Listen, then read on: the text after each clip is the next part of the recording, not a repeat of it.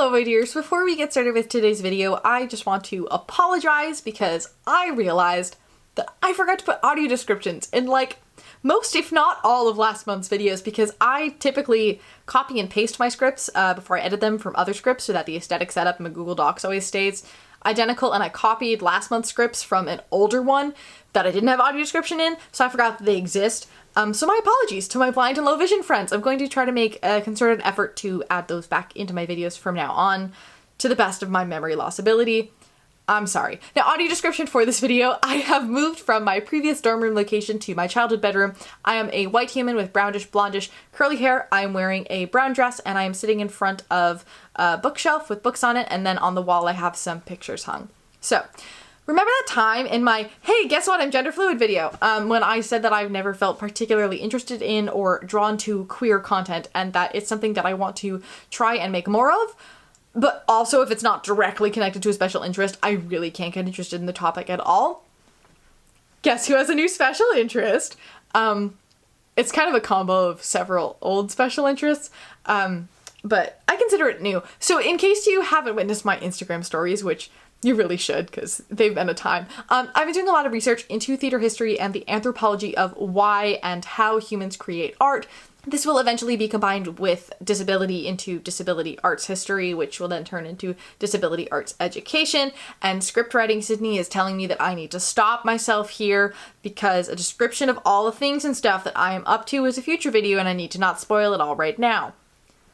How rude of you, script writing Sydney. Rude, I want to info dump, but it's okay, it's fine, it's all good, fine. So, while studying Carnivale and commemorative drama, which are forms of early theater, my brain began to connect these things to present day things, and I began to realize that humans keep creating new and fully elaborated cultures before our very eyes, but that we don't really see them as super legitimate because A, they're not old, so we can't be like real or fancy, and B, I like how I'm doing 1 and 2 for A and B. And B, usually the internet is involved and people typically discount communities that are created over the internet for some reason. And I have always known that there is an inherent disability culture and queer culture and whatnot, but my brain has never really stopped to think about that from an anthropological perspective.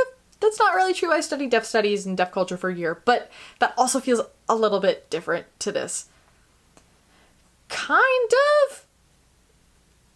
Humans legitimating cultural cornerstones that exist today. There we go, back on track. All right, so while analyzing what makes up Carnivale and commemorative dramas, how they happened, what they involved today, and what they culturally meant or mean to the people taking part of them, either as performers or spectators. And I realized that these things have been created in recent memory for other minority groups. And specifically, the first two examples that I could come up with were Pride Parades and the Rocky Horror Picture Show traditions. So while things don't need to have an anthropologic seal of approval, for lack of a better way to put it, to be declared as a legitimate part of a culture or as worthy of existing or whatever, seeing clear parallels between things that are often protested against and or delegitimized as important things and are seen as silly and unimportant, and comparing that to traditions from all over the ancient world, recorded in textbooks as revolutionary and important to culture, kind of made me feel nice inside. And it made my brain go, we're creating cultural things that could exist for hundreds of years in the future, and we're part of that historical moment, and that is so incredibly cool. And then I got really existential. But then we moved on. So since it's Pride Month and I'm nerding out very hard about this topic and I gotta make some Pride content somewhere, let's talk about what Carnivale and commemorative drama are, what their cultural importance is / was, and what that means for today's queer community. So, to begin with, that was a lot of things to say. Carnivale, which I will continue to call Carnivale rather than Carnival, because in my brain, Carnivale has very different connotations to Carnival. They're the same thing. This is a tradition that exists in one way or another in the majority of cultures around the globe, and this is a time when there's typically rowdy public performances and lots of farcical comedies. All social structures are pretty much suspended. That's the biggest part. So this is a time when classes are mixed, rules are broken, the servant gets to dunk on the master, cross-dressing, super chill, potty humor and PDA, totally acceptable, and just rowdy times. Also, typically there is deliberate misbehavior by often masked or heavily costumed characters, and that's funky as well. Now, most Carnivale happen each year just before Lent, so that's going to be your Shrovetide, Mardi Gras, Fastnacht, the famous Rio Carnivale, etc. And it's a way for everybody to be silly and let off some steam before they have to give everything up and go back to really strict norms for the Lenten season. And there is a lot of discussion to be had about how interesting it is that the nobility didn't totally mind Carnival despite some of its low humor and whatnot, because Carnivale meant that people were more likely to just be cool with being oppressed all of the other times because they had this chance to let out all of their energy and be crazy and want to go back to the norms. But also it made other people want those norms to stay the same. So it's a double-edged sword. But anyway, I should also mention that Carnivale also exists in non-Christian cultures or non-Lenten ways, because the idea of the carnivalesque is much wider than your traditional Lenten Carnivale, but there are a lot of versions of your traditional Carnivale because Christianity is everywhere because imperialism, and it kind of combined with local culture. But anyway, I digress. So Carnivale can also be ticker tape parades, pride parades, the Indian festival of Holi, and very extra Halloween parties. Many cultures have their own festivals for things that have the same kind of carnivalesque elements.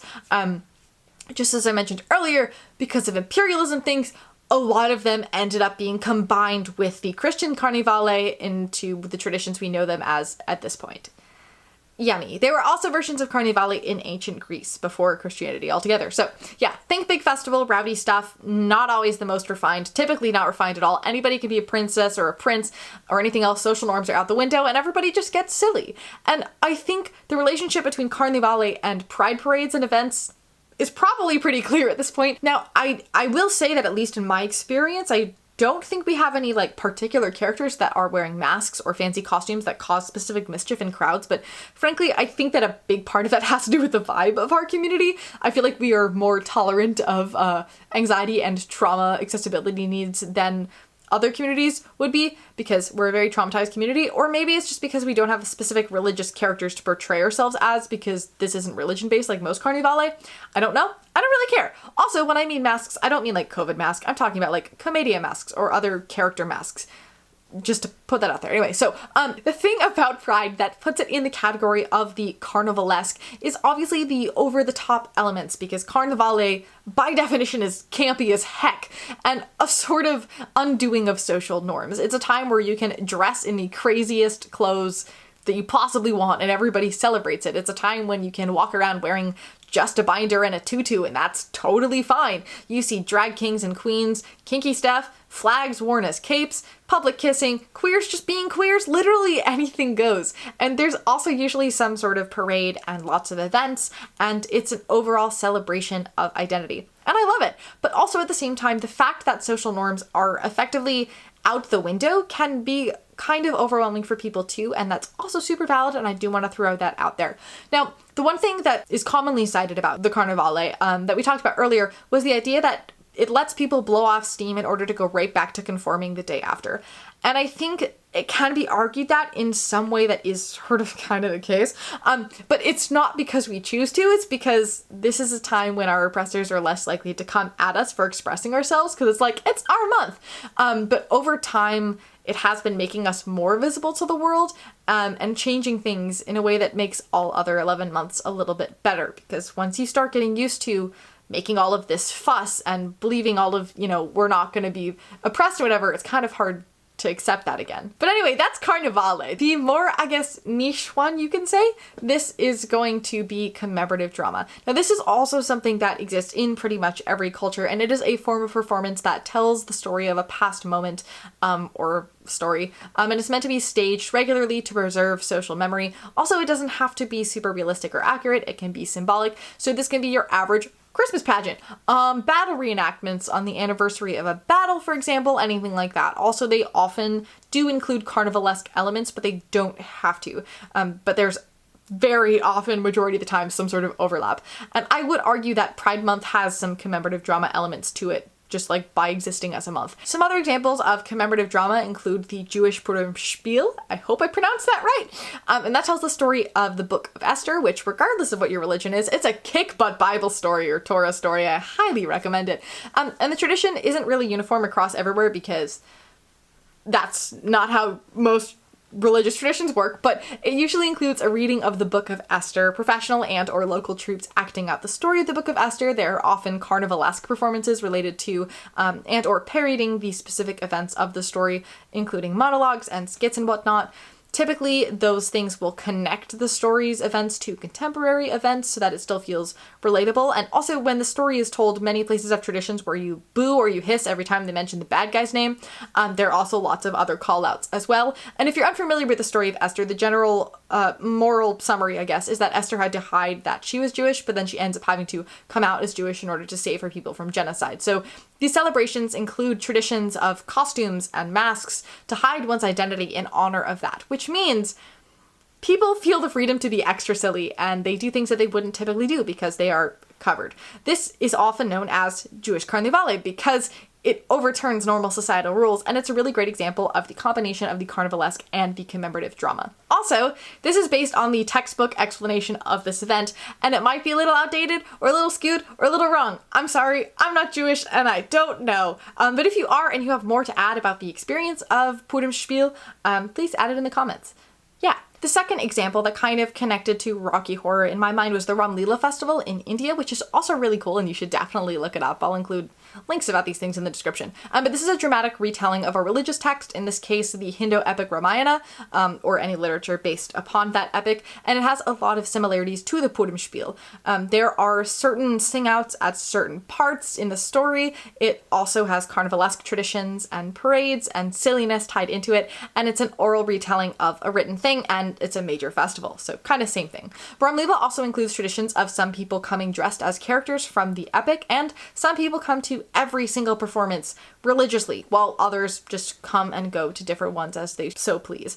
And again, this is a description from a textbook that I'm using as an example to prove a point. Do not take me as any sort of expert on this at all. And now, while Rocky Horror Picture Show does not necessarily reenact or tell the story of a past moment in history per se, it is commemorating a specific story in the same way that many commemorative dramas commemorate a Bible story or a religious parable or something. So while those aren't technically the same thing, in my brain they feel pretty similar. Now, if you're unfamiliar with the incredibly queer tradition of Rocky Horror Picture Show, oh, what an experience. This is a film from the 70s that is kind of a disaster. Sorry, it's a masterpiece, but like in a way that's so terribly beautiful that like when the queer community latched onto it because the sheer amount of queer representation, like there's literally a song called Sweet Transvestite, like it's so gay. It's also not the queerest thing that happens in the film, like him being named, anyway. So the straight community just went, that one's too weird, you can have it. And so we've kind of just co-opted it as like our culture. The film is truly a disaster. It's also very problematic as of like today's standards, but it is one of the few things that had vaguely positive queer representation, especially trans representation at the time that it came out. And so it became something the community kind of held on to and declared as ours, in the same way that the autism community keeps clinging on to Curious Incident despite it being a bit of a problematic mess, and we all acknowledge that. So that's the film. Now, the tradition related to the film is much more important than the film itself. The film, like, matters, but, like, nah. So people dress up as characters from Rocky Horror when they go to see it. If you've never seen it before, you are labeled as a virgin with a V drawn on your head in red lipstick. And throughout the film, there are specific call-outs. For example, I'm about to swear on my channel. Every time that they say Janet, you have to scream slut, and every time they say Brad, you have to scream asshole. And every time you see the narrator, you yell, "Where's your neck?" And, you know, those are the most family-friendly ones. Also, when the newlyweds walk out at the beginning, you throw rice at the screen. There's a point where you have to jingle your keys.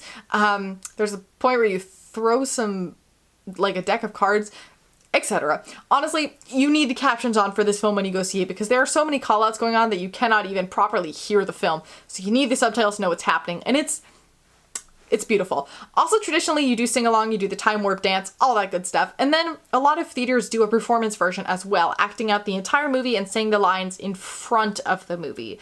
I assume that some places also just do it without the movie in the background, but I don't know. I've only been to Rocky Horror once, and it was with the peeps in my Italy program in a dance studio, so it wasn't your, like, traditional experience. But it was absolutely delightful regardless, and I would definitely seek it out again. And Rocky Horror happens the most around Halloween time because it's a little spooky, but you can also find so many theaters that do it once a month, or even more frequently because it is a cult classic. And it's not hard to find a show. And maybe there's gonna be Pride Month editions of Rocky Horror? I should look into that. But anyway, the thing that I like about all of these traditions is that on the surface, they seem overwhelming and they feel like a sensory overload. And I was super, super nervous going into it. But then when it was actually happening and we all got to yell at these characters and giggle at the stupid things and get ready to hide under a newspaper at one point and do the dances together and all of that stuff, I felt so much like a part of something in a way that I don't often get to feel as an autistic person. And because it was a theater school, of course we talked theory the next day about this. And we all kind of realized that the cool thing about Rocky Horror is that most of these call-outs and traditions that we have, these are created by the lost generation of queer people, the ones that we lost to HIV and AIDS. And their memories live on through us, even though it may on the surface just look like a bunch of scantily clad people yelling obscenities at characters in a movie that's nearly 50 years old. It's a way to remember those in the community that we have lost and to celebrate those that we still have in the community that we still have. In an absurdly silly, campy, over-the-top kind of way. But honestly, I don't think the queer community could do it any differently. I don't think it's humanly possible. So, in summation of this nerdy little conversation we just had, when people say that they don't understand why we have traditions, or why we call ourselves a community, or what the point of Pride is, this is the point. This is how we find each other. This is how we remember where we came from and see where we're going. These are the roots of queer culture. And that's probably why people keep minimizing them and trying to take them away. So, in case you needed another thing to help you fight the internalized homophobia or transphobia this Pride Month, here is a stupidly academic view of why these things matter and why they're worth being a part of despite what other people may say. As always, thank you for listening. Thank you for learning. I really want to hear what you think about this whole thing, because this is just like been a loop in my brain. So let me know in the comments. Remember, it's never too late to start over, and I look forward to seeing you, my dear, in the next one.